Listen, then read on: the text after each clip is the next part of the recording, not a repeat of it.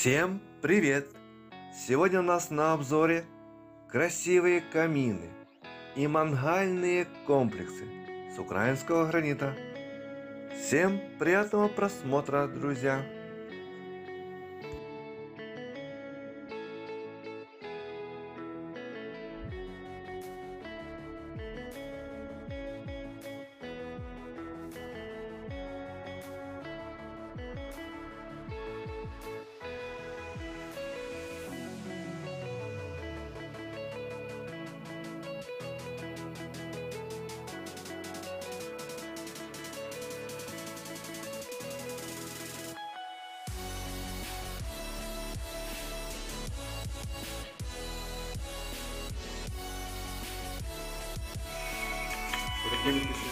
Да, повністю квартира з зеленого цього.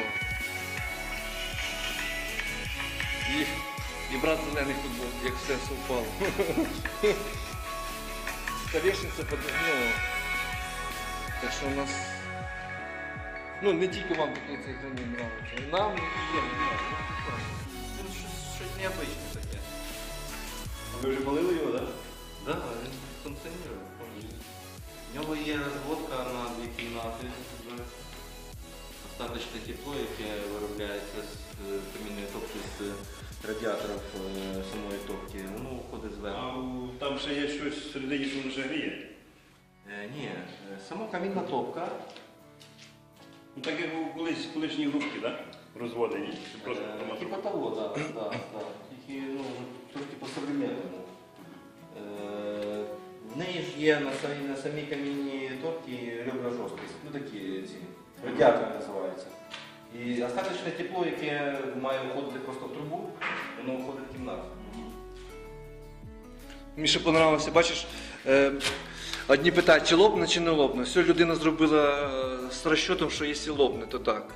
А ми робили теж толщину 5 давали і ще поки не лопало. Ну, на всякий случай. Що ви нагріваєте, щоб воно не трещина не пішло, так воно... Там 2 слої кирпича, там, понимаешь, есть верхні і внутрішні. Внутрішні нагріваються, а декор не должен нагріватися. Ні, тут нічого не буде нагріватися, тут все захищено повністю, абсолютно ватою мінеральною і от, як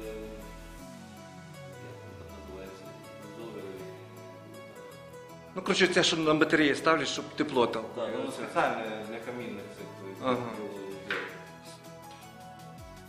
Так що, о. Можете ще подивитися, ну я не знаю, цікаво. Цікаво.